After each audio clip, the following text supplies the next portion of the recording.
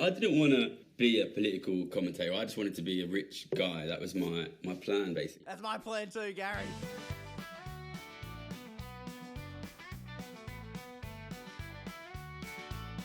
Welcome back to the Punters Politics podcast, the podcast for Aussie punters who know something's not quite right but can't just put their finger on it. My name's Punter Conrad. I'm Punter James, and each week we dig into the stuff that politicians hope you don't notice. Punter James, big ep this week. Really? Large. Why's that? Because I have just chatted to the most requested puntermon in the comments, the DMs. Everyone for months has said this name. You read Spotify comments. What's the name I'm going to say? Gary's Economics? That is it. Have you seen him pop up on your YouTube feed? Yeah, YouTube, no. Instagram, yes. A lot of shorts coming And through. you're not like, your feed is not filled with politics like mine. No, it was for a couple of months there, but since I since I took my little 6-week hiatus. It's back to normal. Yeah, it's you're screwed now. Yeah, back to normal. That's right. Yeah. But for regular punts, this bloke pops up in your feed, Gary's Economics. Don't even know what his last name is. Gary Stevenson, I believe. Yeah, there you But go. for me, it's Mr. Economics. Gary's Economics. He has, Punter James, numbers to be envious of. I don't know if you're not quite in the social media game. Well, no, I don't have a blue tick. You got to pay for that. No way. It's actually quite easy. Anyway, customer support on Instagram, really rubbish. I'm going through it right now. Don't put that on Instagram. They're all great. I love Facebook. Mark, Mr. Zuckerberg, you're the best. He's got 1.4 million subs on YouTube. Yeah, I dream of those numbers. that'll get him some rev coming through, surely. It's got to. I'm on 160,000 and I'm feeling good about that. Aussie punters, but 1.4 mil, over a mil on Instagram. This bloke made millions being a trader. All right, traders place bets on certain things, all the smart punts in those rich-ass offices with their computers. Sure. The twist with him and his background is he made billions betting on the collapse of the middle class and the concentration of wealth going to the top. What a guy. And then he's come out and gone, no traders are going to tell you this. I'm going to tell you the truth. And that's where his right. Okay. his whole popularity exploded He's from flipped the that. script. Yeah. So you've actually listened to the interview.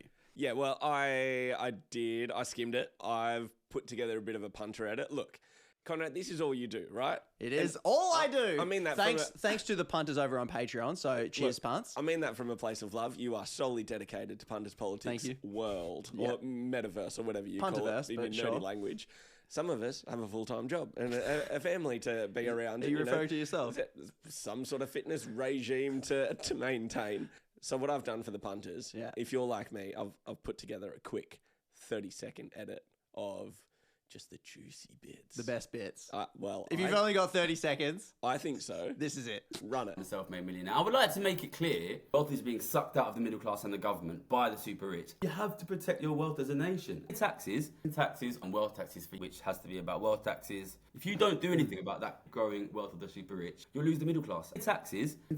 Thanks, Gina. Love you. Bye. Punter James, let me just grade your punter edit there. Not bad. I think the key points were in there. Just that last little line in there from your interview with Gary. Out of context. I heard you mentioning my girlfriend, Ms. Gina. That quote you cut was out of context, but within the context, it's going to be a great Instagram reel. Anyway, Punter James, not a bad edit. Thank you. But for the punters that want to stick around, I think they will. Here is the Punter Conrad edit from my chat with Gary Stevenson from Gary's Economics. Gary, you're from London. Do you know what a punter is? What's a punter to you? For me, a punter is somebody who participates in gambling, probably. Okay, good. I've heard that it's prostitution. I wouldn't know anything about that. Well, it's the same here. It's a similar thing. So we're on the same page. That's fantastic. Now, I get a lot of politicians on this show. And the way I warm them up to the punters, the people listening, is we go through their public disclosure of assets. Obviously, you're not a politician. You don't have to disclose any assets. But I like to give Puntermon, friends of the show coming on, any opportunity to disclose any assets that they might have so people kind of know where you're coming from. What are you holding, Gary, if you're okay to disclose that? Are we talking property shares? What are we talking? I guess I'm a relatively rich person. I worked in trading for a while. I made like a few million quid and I've just got a really diversified portfolio. I've got some stocks, I've got a lot of UK government bonds, I've got some property, I'm long an awful lot of gold. Yeah, I've never been asked that before.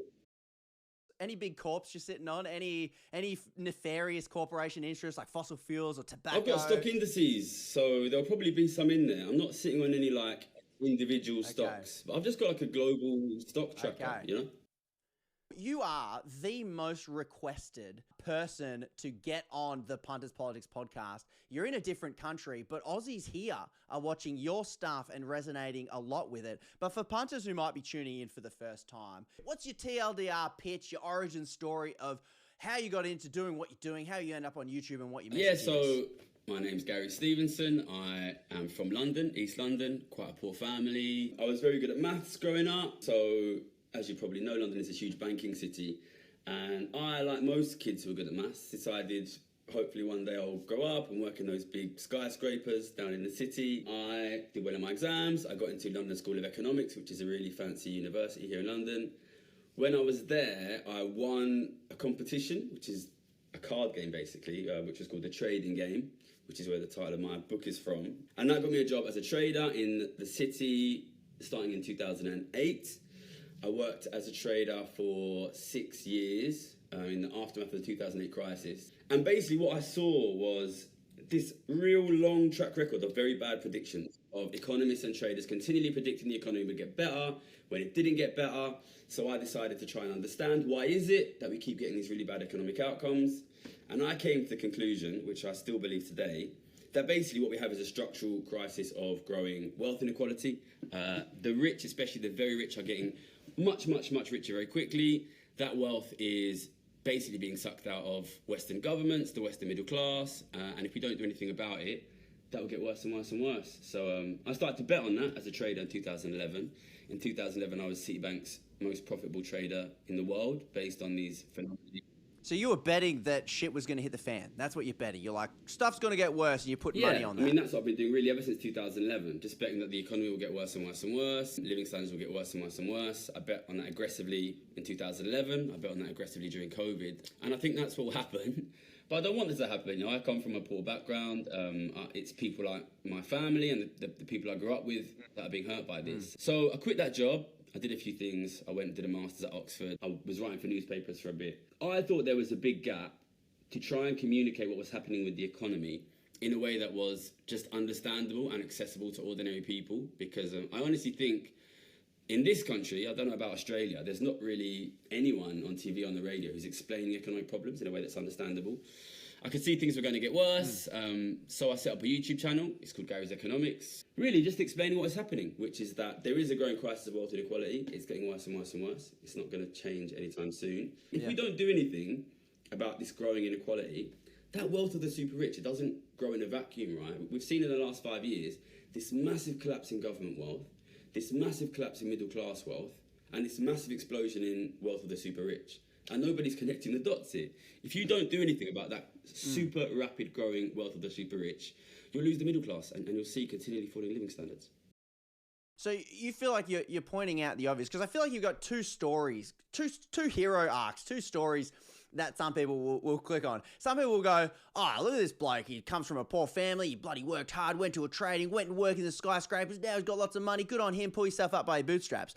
But that's not your typical arc. I'm not seeing you push any online courses about buy my stocks, buy my stock tips, blah, blah, blah. You've come out and you've said, no, the system is fundamentally broken and things are going to keep getting worse, which, given your popularity in Australia, you're from a different country. I think when punters listen to you and they watch my stuff but watch your stuff, when you're describing a consistent fall in living standards, a concentration of hyper wealth, and then a deafness of the corporate media class to not talk about it, to just talk about, oh, we've got a high housing crisis. No shit. Oh, food's getting more expensive. No way. Oh, everything is getting more and more expensive. Middle class getting squeezed. Yeah.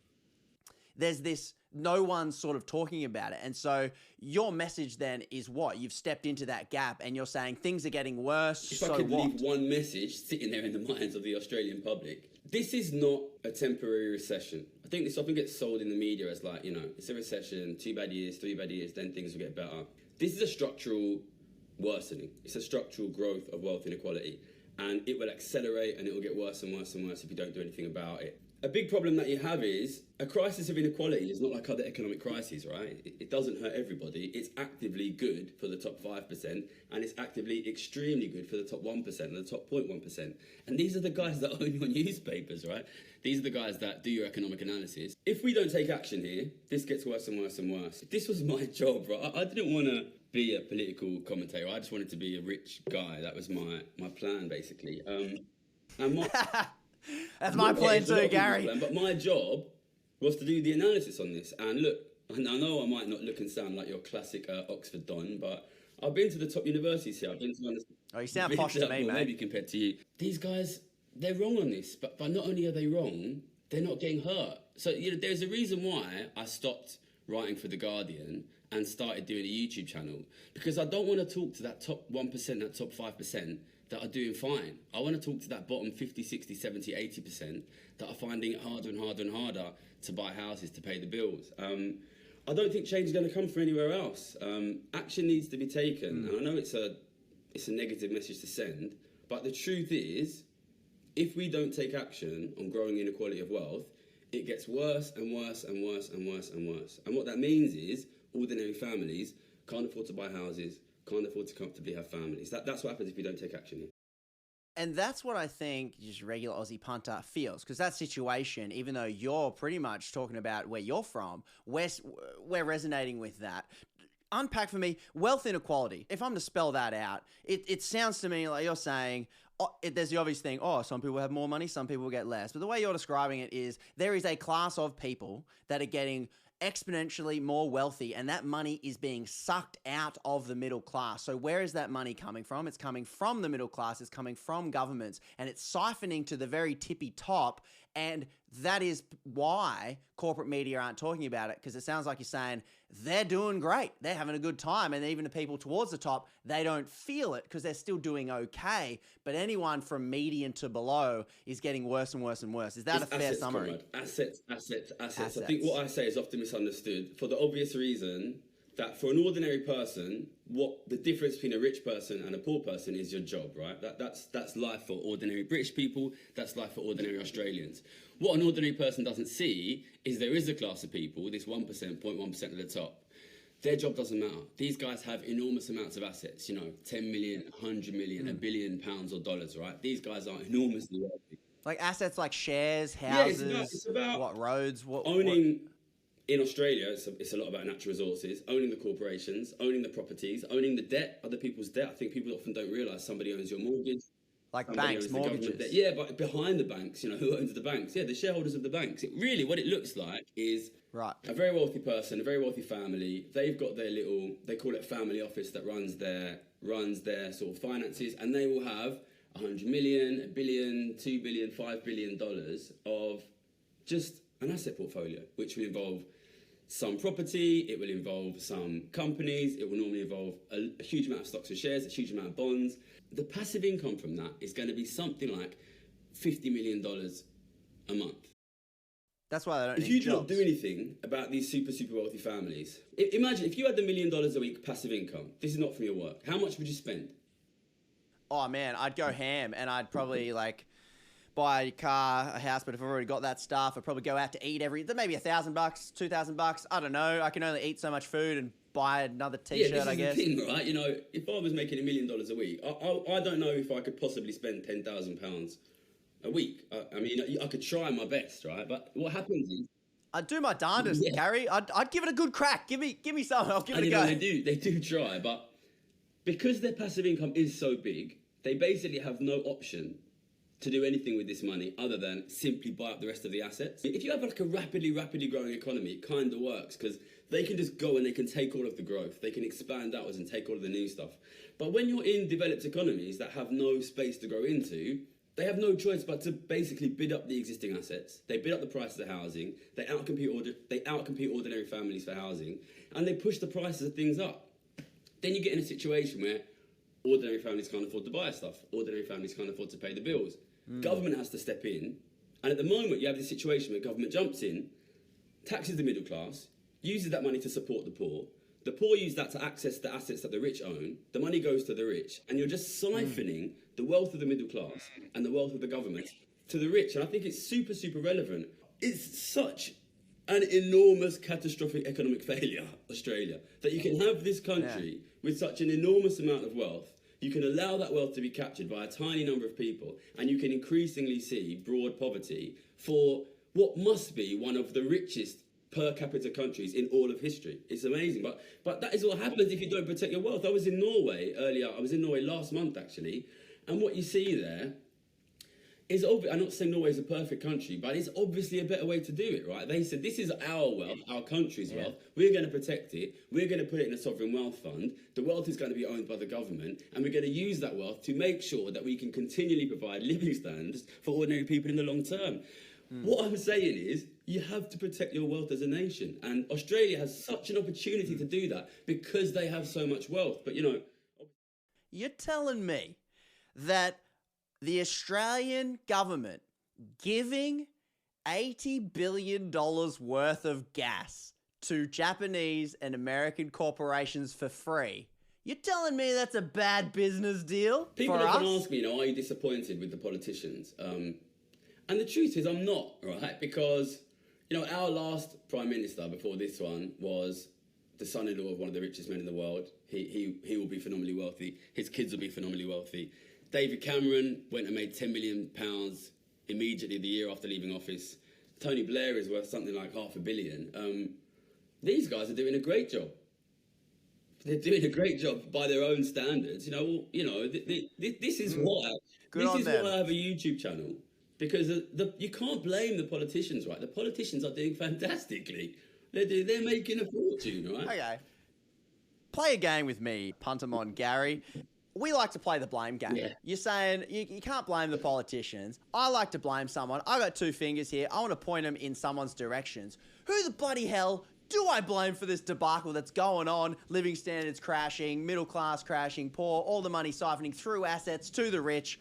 Who do I blame? I would love to blame the economists for not looking at it, but the truth is most of these top-level economists are rich guys as well. The people who are losing out here are the public. And I understand that in many cases, they're not being well informed. They don't understand what's happening, so you can't really blame them.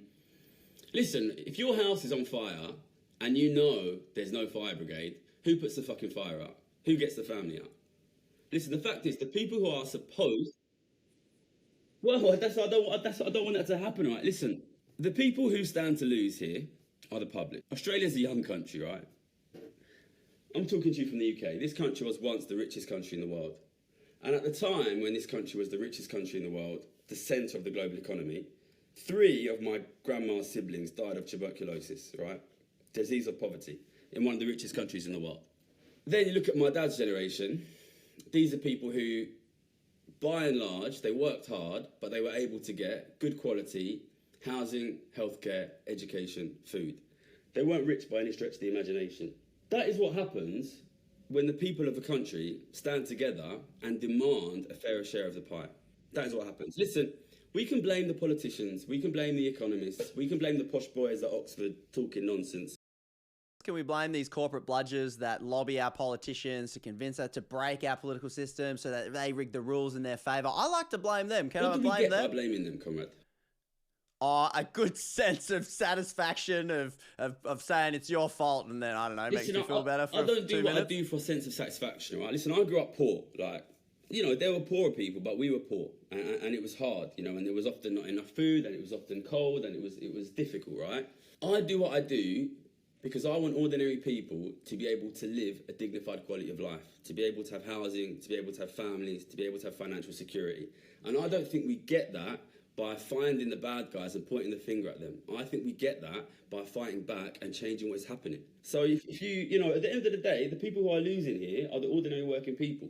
So it's on them. It's on them. And, you know, of course, there is a sort of middle class above that of sort of wealthier people who often apologise for the system because they're slightly comfortable. And I think there is a little bit of stupidity from those people, a little bit of naivety about what comes next. And I think even what is happening now, even from the perspective of the super rich, you know, you take your Rupert Murdochs and I understand why they do what they do, because they don't want to pay higher taxes. And they know that the best way to not pay higher taxes is to find an enemy, to find a scapegoat and to wave that scapegoat in your face.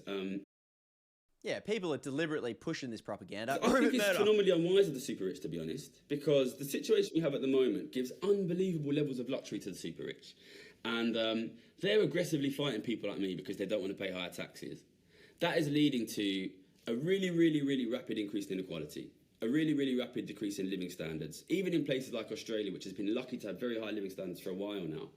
And they're destabilising the very countries which provide them with these really high living standards. And if you take a step back, it's very hard for me not to look at the situation that's happening politically now in my country, in your country, in the world, and not be reminded of what happened in the early 20th century.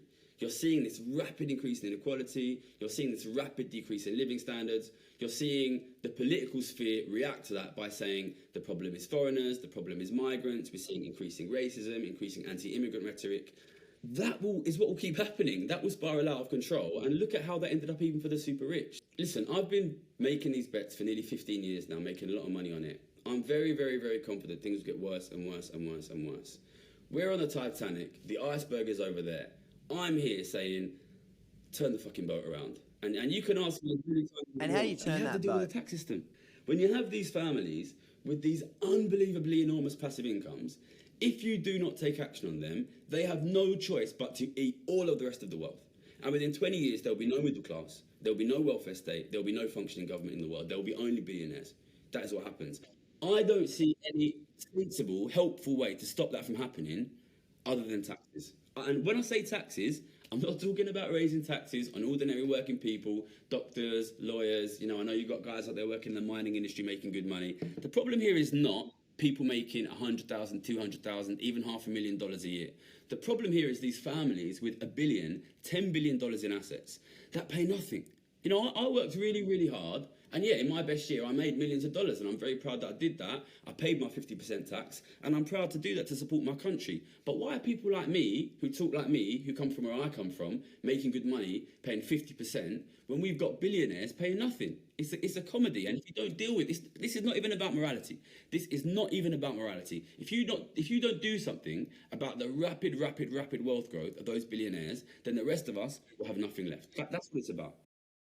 And you're saying that's the direction society goes, and even the billionaires, they will have to have one of the biggest bunkers they can, because in a collapsed society, that's where they end up, in a bunker.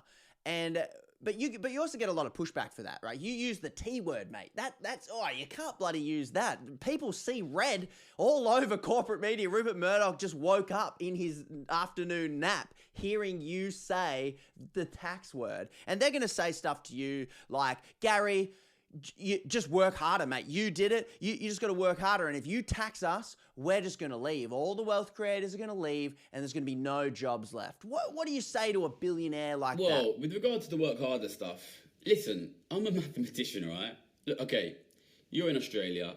Australia is a very good country economically, living standards. And Australia is a country where, by and large, it's becoming less true.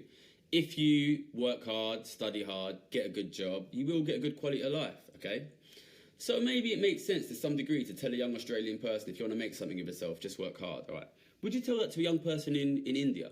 Would you tell that to a young person in, Brazil?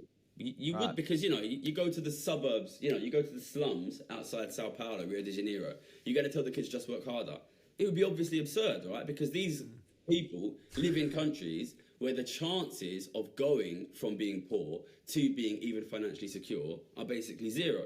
But we are doing that in our own countries, right? We are moving away from being countries where, people like your dad, people like my dad could come from poverty, work hard and get financial security. And we are moving towards those very unequal countries like you have in a lot of Africa, like you have in a lot of Latin America and Asia, where it's almost impossible. And then we turn around to these young people who live in these impossible situations and say, just work harder, just work harder. It's absurd. But really, you've got to give credit to, Rupert Murdoch and the billionaires. They know what they're doing. They're smart. Are they right if they say, we're just going to leave, we're not going to pay tax? All the wealth creators will go, all the jobs will go if you it was funny. When I was writing my book, I was reading Hard Times by Charles Dickens. Charles Dickens? You guys got him out there, yeah? He's in a library and somewhere. that's written in the 1800s. And there was a bit in there where the factory owners were saying, "Oh, if you tax us, we're going to throw our factories into the sea." You know, obviously at the time, the UK was like the manufacturing hub of the whole world. And you realise, like, these guys have been saying, if you tax us, we're going to throw our factories into the sea for hundreds of years, basically. Listen, I'm not trying to tax working people, all right? If we surround and we say we're going to tax podcasters, I know you'd be on the first flight to Dubai. We all know it, right? But if you say you're going to tax billionaires, listen, when Russia invaded Ukraine, here in London, we had an enormous amount of Russian billionaires. The most famous was Roman Abramovich, who owns Chelsea Football Club. Russia invades Ukraine. The UK government says, finally, we're going to freeze the assets of Russian billionaires. Roman Abramovich, first flight to Moscow. What happens to his assets? Chelsea Football Club is still here. Chelsea Football Club is still here, and he's not getting the money from it anymore. These guys are taxable. Listen, I'm not talking about taxing working people. I'm talking about taxing the people who own the wealth in your country. Listen, what is the majority of Australian wealth? It's fucking metal and gas under the fucking ground, mate. What are they going to do with it? What are they? If you want to tax it, you can fucking tax it. You know, it's this idea that you can't tax them. They're not fucking Gandalf. You know what I mean? They're not going to just magic all of your natural resources out of the country. We can tax them. China does not allow people to own billions of dollars of Chinese assets. And when the tax man comes, they say, "Oh, sorry, I live in Dubai." Now, listen, that doesn't mean it's easy. I know it's hard, but to be honest, the reason it's hard is not because they can leave the country. It's because they own the fucking newspapers, the TV channels, and the fucking tax account. And they tell us it's hard. Listen, they've been saying it's hard for hundreds and hundreds of years. But look what happened in the 20th century. Look, in the 20th century, we got that redistribution of wealth. And what did it mean? It meant that people like my dad, people like presumably your dad, could work hard, get good quality housing, get financial security, food, education, healthcare. That is what happens if you fight for a fairer share. It's possible. We did it. Because the way it seems to map out is when you're telling someone to work hard, even in Australia, the median income sits around 70K and rental prices are through the roof. Property prices through the roof. We have two things in our economy, Gary. It's houses and holes. And that's all we got. We don't own anything in the holes. We give it away for free. And the houses are out of reach of anyone who didn't buy it 30 years ago. And so we take all that money, we work hard, and then we give it all, like you said, we siphon it through the assets that they all now own to the top end, and we're spending all our income on just surviving, food, rent, toll roads, and all those sorts of things. But I want to turn to now the rich punts, the billionaires that you talk to every now and then. I saw your conversation on Piers Morgan. Now, for Aussie punters who might not know who Piers Morgan is, he's a rich punt in the UK who used to be on Murdoch's channels or whoever, some other billionaires' channels, and he's a bit more of a conservative culture warrior sort of TV personality. He's like an Andrew Bolt, a Sky News kind of guy for us Australians here. And I noticed something when you're on with that chat, Gary, and he actually had a lot of respect for you. He said, he said this: "You're obviously brilliant at economics. We don't have enough brilliant brains sorting out economic problems in this country. I would bet on you. People like you." He was very complimentary of you pulling yourself up by your bootstraps. And I found it interesting. I thought, if you had dreadlocks and hemp pants, mate, Piers Morgan would have destroyed you. Would have done everything he could to just tear you down. But you'd indicated in that podcast, like you did here, you're like, I've got money. I've made money. And I feel like you got a bit of respect. Like, do you find it, if you self-advertise as having a bit more money, you get a bit more respect from that rich punt class? It's funny. When the first ever public article I wrote was in March 2020. It was for a website called Open Democracy. And I barely mentioned it at all, that I was a successful trader, I don't think I mentioned I was a rich guy even once, that I made a lot of money. I just wrote, like, what I wanted to do then was explain how this enormous amount of money being pumped into the economy during COVID would end up being accumulated by the rich and would end up causing an inflation crisis and a cost of living crisis. This guy who kind of works in PR and knows me, he called me up and he was like, "Why have you not mentioned that you're like a self-made millionaire?" And I was like, "Well, I don't think that's relevant to my economic argument." And he was like, "Don't be an idiot, like, that's what you have to do." So obviously, like, I started using this, like, I'm a self-made millionaire. I would like to make it clear, I'm not just a self-made millionaire. I made my millions specifically by understanding and betting on what would happen in our economy. This is what I am the best in the world at, understanding what is the future of our economy. And I would just like to make it clear, if I was still working in the skyscrapers for the rich guys, rather than appearing on your podcast for the good Australian public, I would be a lot fucking richer. That's why I have to do this. I've never seen Piers Morgan I've never seen Piers Morgan and other people like him kind of give deference. Like I've seen him talk to like some people on the populist left or something like that, like the Bernie Sanders. He's always lambasting Bernie Sanders because Bernie Sanders, Bernie Sanders is quite rich now. But there was this other currency that you sort of had, and I wondered, like, do you ever try and convince some rich punts and billionaires of what you've just said? Where, like, what arguments do you use to billionaires to kind of convince them, hey, this is good for everyone, even you? What would you say to convince? Listen, I got to be honest, I don't really speak to the billionaires. You know, at the moment, like, so for people who don't know what we're doing over here on Gary's Economics, I see the numbers, so I know the channel is very popular in Australia. Gary's Economics is fucking massive here now. It's massive. Yeah, we've been talking about inequality and wealth taxes for years and years and years, and you know what it's like. You start off like shooting videos in your mate's garden. The truth is, here in the UK now, you cannot have a news show on the economy, on the problem, without the question being asked, why are you not doing wealth taxes? And it's not just me who's achieved that. We do have other great people that we work with, but the truth is, like, a lot of that is because of the popularity of this channel. So I was very confident when I started this channel in 2020, and I'm very confident now that the economic situation will get worse. So for that reason, you know with certainty that the public are gonna really, really want to know what's happening on the economy. The truth is, the best paid 10,000 economists in the world are all traders. They're all traders, and they will never appear on the news. They're never going to come on a podcast like this. And in my opinion, the quality of economic analysis on the news is generally not good, because ask yourself, right, if you're a really, really, really good economist, why would you be on the news? Because you could be making millions of dollars, right, working for one of these banks. Right? It makes no financial sense, really. So I think there's this massive, massive gap in speaking to the public, and that's what I'm trying to fill. The truth is, the billionaires, they make fortunes out of this. They think they're winning. I don't think it's wise for the billionaires because they're destabilising societies, but I don't speak to the billionaires because I don't think change comes from the billionaires. There are some great organisations that I work with. There's a group called Patriotic Millionaires, which basically collects millionaires who want to change the tax system and uses their collective voice to try and campaign for it. Listen, I'm not here to speak to billionaires because billionaires are happy with the situation. I'm here to speak to ordinary people, ordinary British people, ordinary Australian people, American people, European people, because these are the guys whose kids can't afford to have a fucking family. So I don't speak to the billionaires, but I speak to the public. I speak to the public. Listen, you have a fantastic opportunity right now in Australia. You still have a relatively empowered, relatively wealth-holding middle class that has a little bit of time, has a little bit of space, is not squeezed. Now, I know living standards in Australia at the middle are not what they're like here. Here, literally, half the country struggles to feed the kids and turn the heating on in the winter. And that makes it difficult for them to be politically active. Living standards in Australia in the middle are better, and I know there is poverty in Australia as well, but you have this space here where the public has a little bit of free time, a little bit of free energy to devote to protecting the wealth that you have. If you don't do that, this will get worse. Listen, look at the countries in Africa which have enormous amounts of mineral resources and the ordinary people live in desperate poverty. If you think that that can't happen in Australia, I'm telling you right now, you are wrong. That can happen.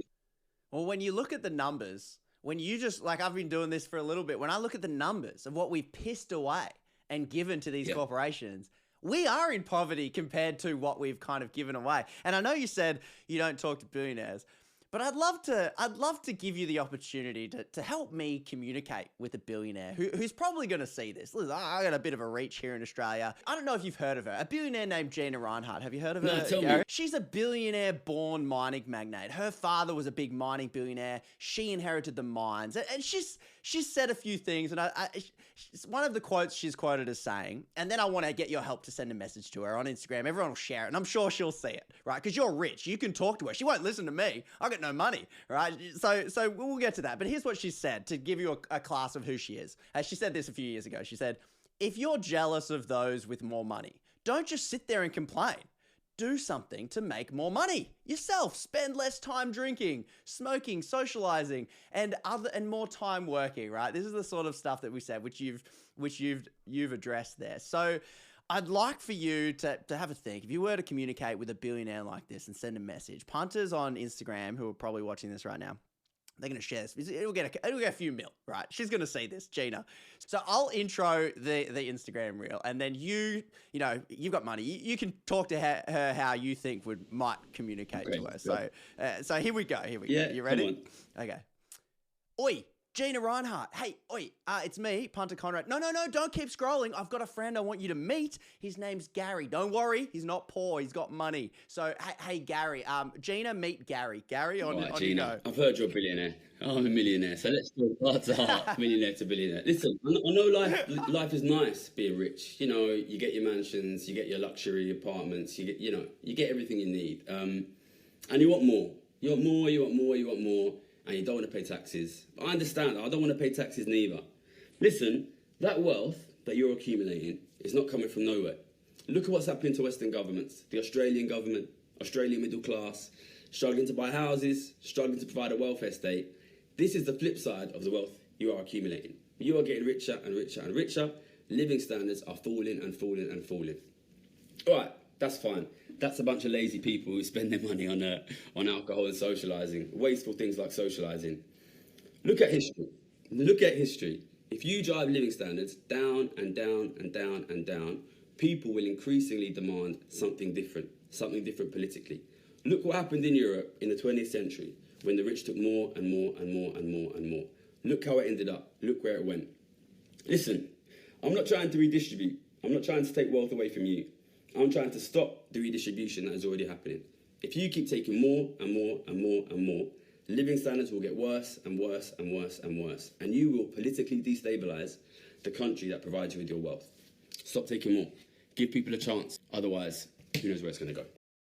Thanks, Gina. Love you. Bye. Cheers. Thanks, Gary. I reckon that'll do it. So let's get to some quick solutions while we have a few minutes left. What are Aussie punters looking for? So let me try and summarize what we've got. We got assets being owned by a smaller bit of people. All our money, more and more portion of it goes through assets into those people. You're saying we need some sort of wealth tax or asset tax that can stop this. There's like this gravity of money and assets that sucks in all of the wealth of society out of everywhere, and it destroys and destabilizes society. When we Aussie punters go to the polls, we've got a Prime Minister now. He's meant to be like you. He's meant to be on the workers' side. He's meant to be he's Labor as well. You guys got Labor as well. But like Keir Starmer, Albo's proving to be a bit of a corporate buddy. He loves his corporations. He's not really doing too much for the everyday Aussie punter. What are we looking for in policies? And what are we looking for politicians to be offering us? What are we asking for them? Right, so when I'm asked about solutions, listen, this is my bread and butter, right? This is what I think about all day, other than the economy. There's two sides to fixing this, right? There's one, which is, as you ask, the policy implementation side, which has to be about wealth taxes. Obviously, in Australia specifically, you can look about things like natural resource ownership, because that's like a massive part of the Australian economy. You're not going to get those wealth taxes until and unless you have really broad public and popular support, because the richest people in the world, in your country, in my country, the vast majority of them are going to try to oppose it. They have a lot of direct influence. They own newspapers. They fund these political parties. They will push against it. So I think wealth taxes, foreign ownership taxes, these are part of the solution, but I don't think you're going to get that unless you have this really solid understanding within the general public that wealth is being redistributed. Wealth is being sucked out of the middle class and the government by the super rich, and that is the cause of falling living standards. And if nothing is done about that, then we will continue to have falling living standards. There really is two sides to fighting this, which is one, winning the comms battle, and two, winning the implementation battle. Listen, why do you think Rupert Murdoch owns the fucking newspapers? Because he wants to win the comms battle. Who is more powerful, the politicians or Rupert Murdoch? Obviously it's Rupert Murdoch, because he wins the comms battle. So listen, wealth taxes, foreign ownership taxes, but really the key thing is that the Australian public understands the truth that if you do not do something about these rapid increases in wealth inequality, they will be impoverished, their governments will be impoverished, their kids will be impoverished. You need to take action on it. Because if we focus on what is the perfect tax, without winning the argument for we need to get a tax, then we will get no tax, basically. And we've made massive progress here in the UK on that. I know we have good visibility in Australia, but not as good as it is here. We need the public understanding. We need the public understanding, because I want to be in a situation where I can sit at a table with the Prime Minister going into the next election and say, if you do not give us something on wealth taxes, then I'm going to lose you the next election. That's the situation I need to be in. But yeah, I mean, it has to be wealth taxes. And you can do that if you have I call this in my videos the Murdoch strategy. What I am doing is the Murdoch strategy. If you control what the public understands about the economy, then you own the politicians. Just like Rupert Murdoch owns the politicians. And obviously, I don't have Rupert Murdoch's money, but what I do have is I'm right on the economy. And I will continue to be right in my predictions. And there'll be people who are watching this now that will go back and think, oh, that Gary seems like a nice guy. Maybe he's a bit naive.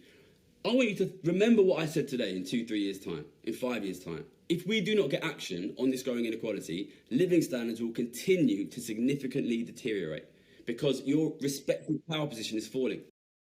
So you're saying that when we're looking at policies, when we're looking at politics as we see it right now, Aussie punters in Australia, we're looking at a government that's talking, it's got all these random little policies about housing solutions, little policies about helping childcare affordability and all of those sorts of things. What you're kind of saying is any platform from any politician that doesn't include this core problem, all their solutions they're offering aren't working. And I think they're seeing it right now. Their housing solutions, guess what? Are they any cheaper? He's been in a few years now. Anything happen? No, housing keep going up. So that's kind of what you're asking Aussie punters to be looking for, is this understanding, make sure everyone understands the underlying forces that are tilting the economy towards siphoning money to the top. And we're looking for a government that's going to start talking about it. And the only way they talk about it is if they see that they'll lose an election by not look, if your friend came to you and said, listen, I'm worried about my financial situation, and you sat with him and you went through the books, and you saw that every single year he's being forced to sell off his assets just to pay for his basic bills. He's borrowing more and more every year. He's borrowing more to pay the interest. His wealth position is collapsing. He's losing wealth year after year after year. He's gone way into negative. You would say to him, listen, if you continue to spend more than your income, your wealth is collapsing, then you will get poorer and poorer. This is the situation of Western governments and the Western middle class. And where is the wealth going? It's going towards the richest. What I'm saying is you need to protect your wealth. You need to protect the wealth of your government. You need to protect the wealth of the average Australian person. If you sit here, if you're in a bath that's full of water and you take the plug out, that bath is going to run out of water. That is what is happening. You need to protect the wealth. There is clearly a group of society that is taking the wealth of the Australian public, of the Western public, British, American, European public, and it is the billionaires. You have to protect yourself from them. You have no choice here. Just to wrap up here, we have our politicians to raise money. Maybe yours do the same thing. They have what's called fundraising dinners. They sell $16,000 tickets to rich punts, generally corporations and business people. Then they get together, and there's people that bought tickets for a lot of money get to go rub shoulders and schmooze with politicians. Here at Punters Politics, we are doing the same thing. We are having our own political fundraiser. We're going to get our own politicians in. But the difference is we're going to let regular punters buy affordable tickets to come and rub shoulders with powerful corporations and powerful politicians. So I'd like to ask you for some tips, just final tips for the punters. You've got money, you've been around some rich punts. As these regular punters are maybe rubbing shoulders with politicians and rich punts, can a rich person tell if my suit's cheap? Should I worry about, will they know if I've got a cheaper suit? Will they be able to tell? You know, the weirdest thing happened, so I come from a very poor background, and I made a lot of money in my early 20s. I used to shop at Topman. Did you have Topman in Australia? It's a cheap store. It's basically, it's like H&M basically. And they were... Well, suddenly, once I made money, people would say, oh, that's a nice suit. Where's it from? And I don't know if they were just trying to blow smoke. Don't go begging to the rich. You know, your grandparents didn't. That's not how they got what they got. Fight to protect what you have. But before we're finishing up, I just want to say quickly, I really appreciate all the Australian support. We have a lot of Australians here in London, and a lot of Australians stop me in the street. You know, we see the breakdown on YouTube. I'm sure you get the same thing. So I know that loads of Australians are watching the channel. And I'm from a place in East London that is kind of Essex. Have you heard of Essex?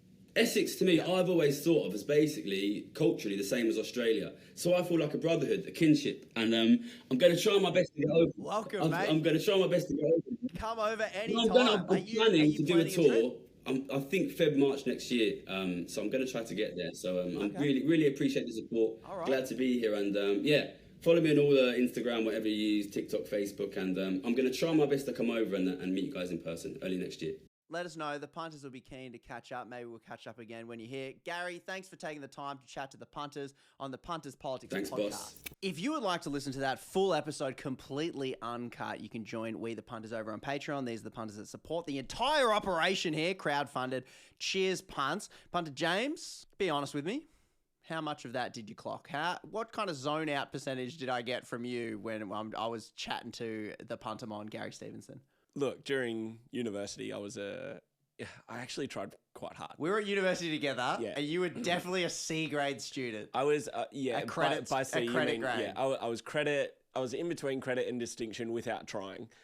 Oh, God. I would try that up. No, I was serious. You were an HD person. No, I without wasn't. you were. Oh, shit. Yeah, okay. Okay, that's not true. But anyway, I was a P's get degree kind of guy. Look, I tried in that interview, and I have heard lots of Gary's economic stuff before, just in the reels. Yeah. So I would probably give myself 70, 75%. A high credit, attentiveness. almost a distinction. Yeah, I think so. So Yeah. he's not a politician, right? He's engaging. He knows how to He's talk. got an interesting backstory. Yeah. And he's really relatable for a millionaire. Yeah. Yeah. Kind of like you. You're a millionaire and relatable. Oh, man, if I get a million subs like Gary, maybe I will be a millionaire. Punter James, well done for paying attention. What was the takeaway, I suppose, that you got from that? Look, rich people just can't tell if your suit's expensive or not. That's helpful for the punters for this fundraising dinner coming up. Yeah, have you shopped at the suit shop? Have you shopped at Vinnie's? Or have you been fully decked out in a beautifully handcrafted individual suit? They can't tell. They can't tell. They can't tell. If they think you're rich, you must be rich. Yeah, it's going to be great for our gala coming up. I think the second point would be that I'm not scared of taxes anymore. Oh, okay. I think a little bit of yeah, okay. Well, it's just very common for the everyday punter. As soon as taxes get brought up, the T word. Yeah, it gets politicized, and straight away we're thinking individual tax. Yeah. I'm going to have to pay more tax rather than let's tax these corporations to fund society a little bit more. So, yeah, I think his language and the way that he presented getting involved in tax is, it made me feel comfortable about it. Make me feel good. I've got to say, Gary does a bloody great job. Clearly, with all his views and stuff. But I think I want to double down on this, bit of a small rant. Punters must understand what Gary's talking about. We are currently poor by this wealth inequality standards and set to get poorer because a small group of rich punts that own all the assets, their wealth grows pre-tax. Most of the bludgers don't pay tax on it. The assets that our government keeps selling to them, they keep buying. So everything that we keep doing gets more and more and more expensive. So if you believe in this thing called democracy, like these rich punts have so much money that they're out of assets, they're buying every asset they can, and they're also buying our politicians like I talk about. Now they just buy power, right? They just buy power. That's what you do with your money so that your money pile can continue to grow into absurd Scrooge McDuck levels, swimming pool levels of wealth. Yep. And I think if punters have to understand that, and I think Gary is right in calling on the collapse of punter living standards and the stable society that everyone's wealth is built on if this continues. So it radicalized me even more if that's even possible. Radical. Now, Punter James, before we go, quick update for the Punters Politics political fundraiser, which is, of course, the political fundraiser that we will be holding in Canberra, inviting politicians to, where regular punters can come and schmooze politicians for themselves, all to raise money, 75 grand, to employ our very own punters lobbyists to put into Canberra with the 2,000 other lobbyists, to lobby the politicians to tell them to stop accepting lobbyists. Brought to you by insert sponsor here. God, that sounds good. Punters Politics political fundraiser. Oh. And whoever can get that premium, very expensive headline sponsor, email us at oipunter@punterspolitix.com. The update is we've been raising some money, have we, Punter James? Yeah, I had a quick skim before. Now, we record on a Sunday. I know it's coming out on a Wednesday, but this is where we're at time of recording. Out of the 75K that you've got up there, that's the goal. We've got $6,983 raised. In 1.5 days since I posted that Instagram reel. Yeah. How good's that? $6 grand. Is that seven. all dark money? Right, because this page is deliberately set up. Politicians take dark money from, we don't know where it's coming from. I want to give punters the same opportunity to give us money, no questions asked, Have we got some dark money rolling in? We've got dark money donations coming in, but Good. some people are also putting their names on it. For I example, actually did see a few random names. I'm like, do they understand what dark Yeah, money yeah. is? Guys, you don't have to put your name on it. That's the point. But we have some names. for example, Hugh Janos, $6. Hugh Janos, thank you, Mr. Anos. Gina Rinehart. Guess how much Gina has donated? No way, Gina Rinehart donated to us. Now, she's the most wealthy person in Australia. Oh, here we are much? taking a few little jokes at Gina. Well, she's a billionaire, so maybe $1,000 from Miss Gina. $10 makes me think it's not her. I'll have to investigate that. Could go either way on that one. Chevron Oil, Santos and Woodside. I mean, So Santos doesn't pay tax, but they have donated to our Punters Politics political fundraiser brought to you by insert sponsor here. is it tax deductible? No. Because they would. They would straight away. That's true. These donations are not tax deductible. I need to maybe have some more money to spend on an accountant to Yes. help set up some of these sweet, sweet tax loopholes. Yeah. Wow. Thank you so much, corporate Australia. We're at $7,000. We're like 10% of the way there. This is good. This is very good start. is. Everyone's getting around Cheers, Punts. From the heart. Thanks for listening, punters. Remember, videos drop on Instagram and YouTube all bloody week, so if you miss us, head over there. We are also on Facebook for the boomers and on X for the Elon Musk fanboys. Check it out. To the punters who help us bypass the corporate algorithm each week by sharing this stuff with their punter pals, massive thank you. I'm telling you, the only reason punters see our content is because punters like you share it. Any messages, show ideas, send them through to oipunter@punterspolitix.com. Power to the punters. Out of the punts.